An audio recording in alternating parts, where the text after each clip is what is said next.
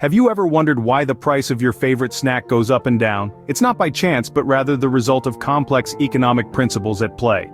Among these are three key concepts: price elasticity of demand, or PED, price elasticity of supply, known as PES, and income elasticity of demand, or YED. These are the building blocks for understanding the fascinating world of economics. Prepare to unravel the mysteries of economics as we dive deeper into these concepts. Imagine you're craving for an apple, but the price has doubled. What would you do? This is where the economic concept of price elasticity of demand, or PED, comes into play. It's like a gauge that measures how much the quantity demanded of a good or service changes in response to a change in its price. Now let's delve a little deeper. The PED is calculated by dividing the percentage change in quantity demanded by the percentage change in price. If the price of the apple doubles, and you decide not to buy it, the PED is greater than 1, making the demand for apples elastic. This means that the quantity demanded is highly responsive to price changes. But what if you decide to buy the apple regardless of the price hike? Well, that would result in a PED of less than 1, which means demand is inelastic. In this case, the quantity demanded is not significantly affected by price changes. So, what factors influence the PED? First, there's the availability of substitutes.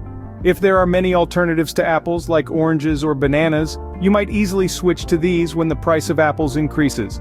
Hence, the demand for apples becomes more elastic. Next, there's the degree of necessity.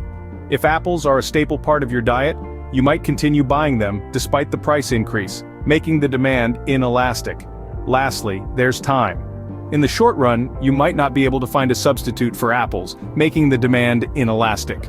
However, in the long run, as you explore more options, you might find suitable substitutes, making the demand more elastic. So, by understanding PED, you can make sense of why you behave the way you do when prices change. It's not just about apples, but about all the goods and services you consume. Now, you understand why sometimes you'd rather skip the apple when its price skyrockets. Now let's flip the coin.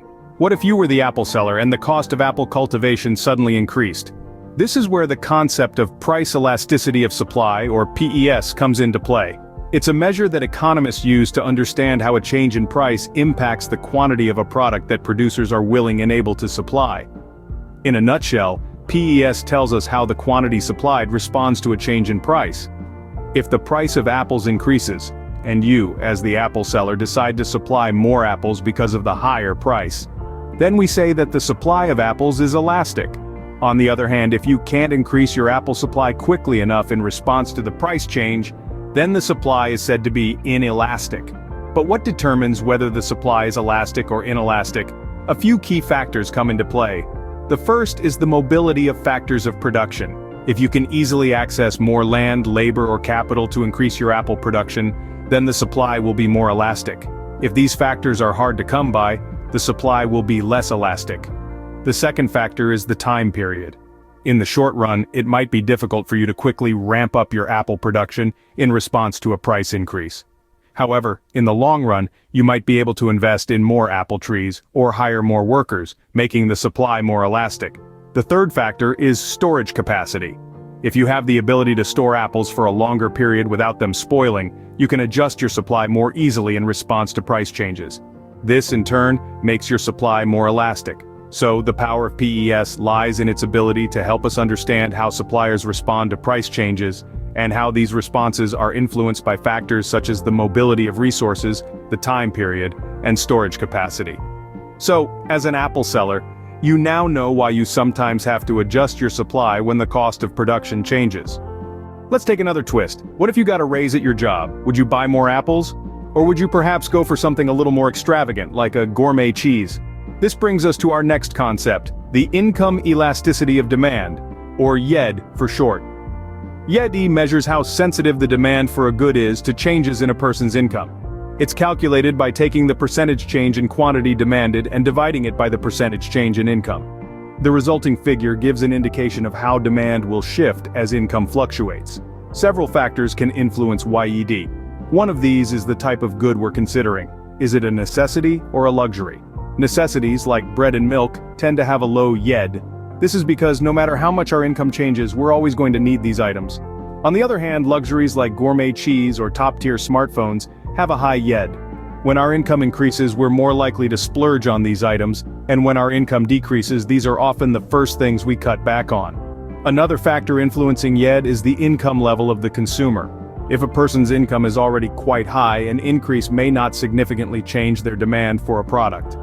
However, for someone with a lower income, a raise might mean they can finally afford items they've previously had to go without. So, going back to our Apple scenario, if apples are a necessity for you, your YED for apples is likely to be low.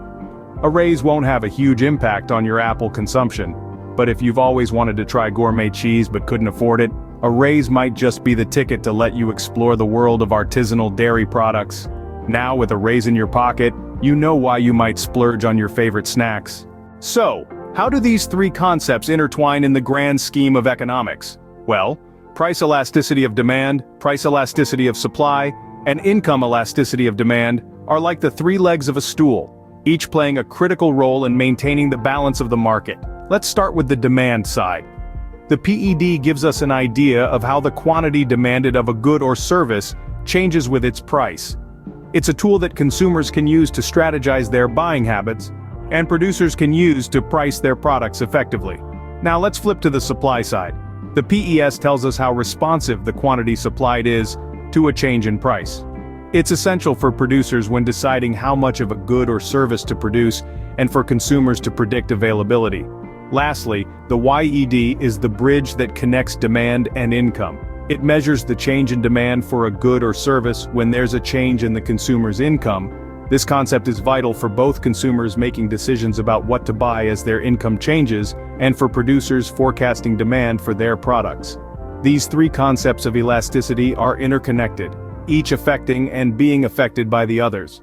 They work together to shape the dynamics of markets, influencing pricing, production, and consumption patterns.